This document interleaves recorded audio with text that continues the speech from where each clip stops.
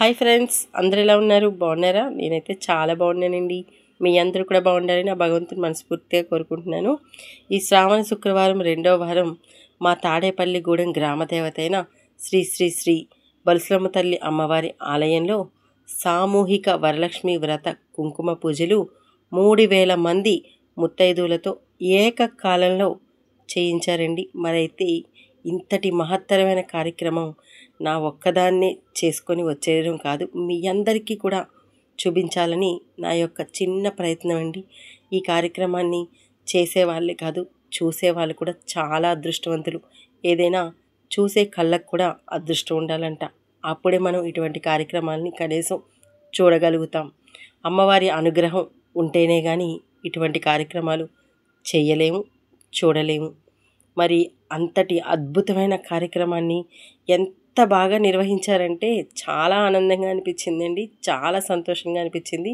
మరి మన ఆడవాళ్ళం కూడా ఉదయాన్నే లేచి ఇంట్లో పనులన్నీ ముగించుకొని ప్రతి ఒక్కరికి మన ఇంట్లో వాళ్ళకి అందరికీ అన్నీ చేసి పెట్టి మళ్ళీ ఆలయానికి ఉదయం 9 గంటలకు అలాగా ఆలయ ప్రాంగణంకి చేరుకొని ఈ యొక్క పూజా కార్యక్రమంలో పాల్గొని ప్రతి ఒక్కరు కూడా ఆడవాళ్ళు ఆ తల్లి యొక్క కరుణా కృపా కటాక్షాలు పొందాలని ఆత్రంగా ఆతృతతో వస్తారు.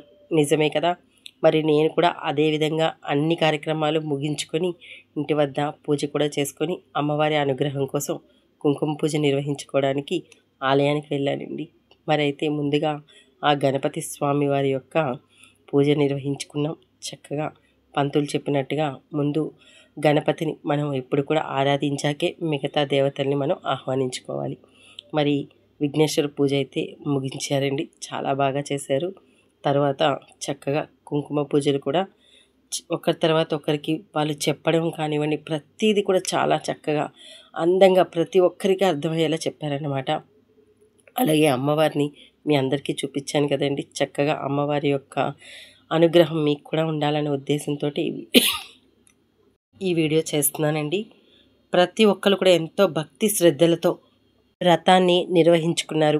మరైతే మన ఆడవాళ్ళని చేసే కొన్ని పనులైతే భలే సరదాగా అనిపిస్తాయి, అలాగే చాలా గమ్మత్తుగా కూడా ఉంటాయండోయ్. ఎందుకంటే ఇంతమందిని ఒకేసారి పూజ చేయడం నేనైతే ఫస్ట్ టైం చూస్తున్నాను. మరి వీళ్ళందరూ చేస్తుంటే ఒక్కొక్కరు చేసే విధానాన్ని భలే విచిత్రంగా ఉందండి. ఎందుకంటే అక్కడైతే మనం మన పూజలో నిమగ్నం అయిపోయి చుట్టుపక్కల పరిసరాలను పెద్దగా గమనించుకోం. కానీ వీడియో తీసాక చూశాను, చాలా విచిత్రంగాను చాలా వింతగాను అనిపించింది. ఎందుకో తెలుసా?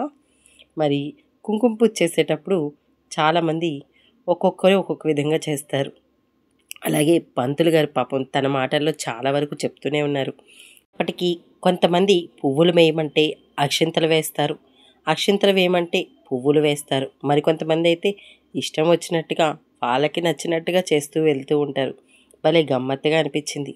మరి ఇవన్నీ పక్కన పెడితే తాడేపల్లిగూడెం జన సముద్రం మొత్తం కూడా ఈ చుట్టుపక్కల ప్రాంతాలు, అలాగే చుట్టుపక్కల ఉన్న గ్రామాలు, విలేజ్ల నుంచి కూడా పెద్ద ఎత్తున మహిళామణులందరూ కూడా ఈ యొక్క కార్యక్రమంలో పాల్గొన్నారండి. మరైతే ఒక రకంగా జన సముద్రం అనే చెప్పాలి, అంత బాగుంది.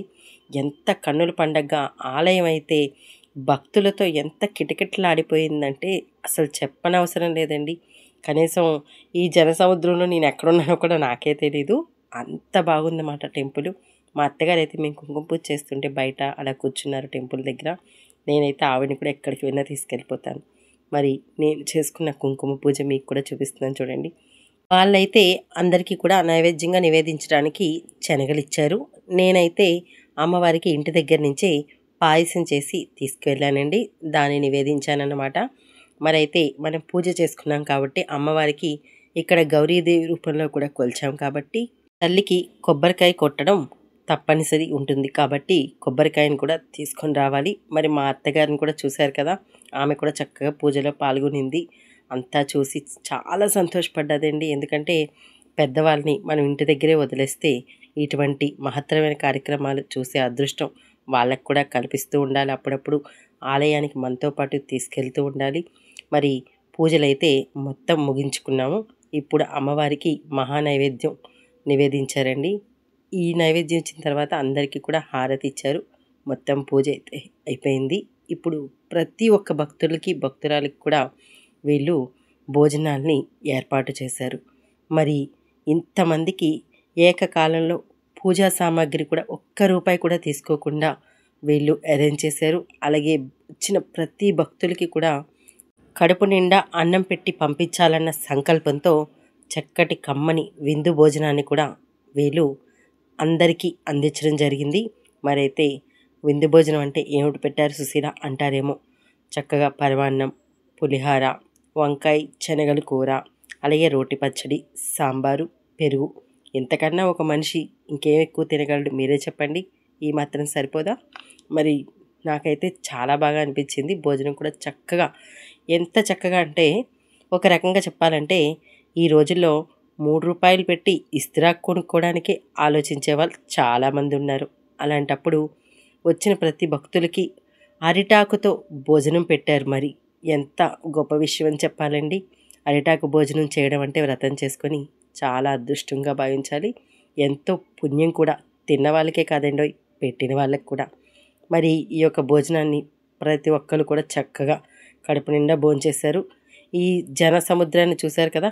కొంతమంది అమ్మవారి దర్శనానికి, మరికొంతమంది చక్కగా భోజనానికి క్యూ. ఇంత జనం అసలు ఒక్కరికొక్కరు కనీసం చీమ కూడా దూరడానికి గ్యాప్ లేదండి. అంత జనం అన్నమాట. అటువైపు ఏమో అమ్మవారి ఆలయంలోకి, ఇటువైపు ఏమో భోజన క్యూ.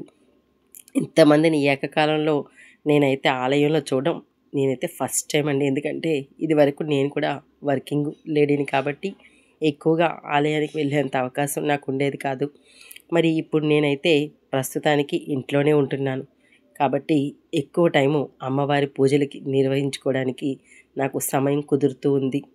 మరి ఎంతో ఆనందంగా మీ అందరితో కూడా ఈ యొక్క కార్యక్రమాన్ని పాలు పంచుకోవడం అంటే నాకు చాలా ఆనందంగా ఉందండి.